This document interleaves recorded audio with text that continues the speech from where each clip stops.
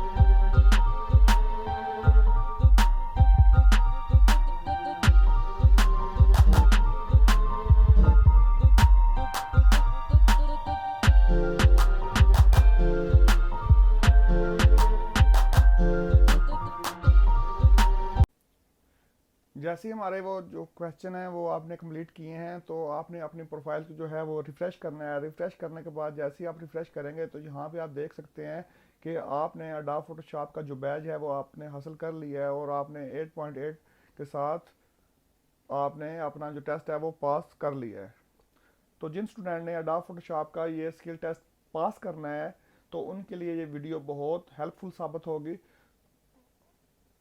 अभी तक जिन दोस्तों ने हमारे चैनल को सब्सक्राइब नहीं किया वो हमारे चैनल को सब्सक्राइब कर लें, और साथ जो बेल आइकन है उसको भी आप हिट कर लें, ताकि आपको मज़ीद आने वाली जो नई वीडियोज़ हैं वो आपको मिलती रहे।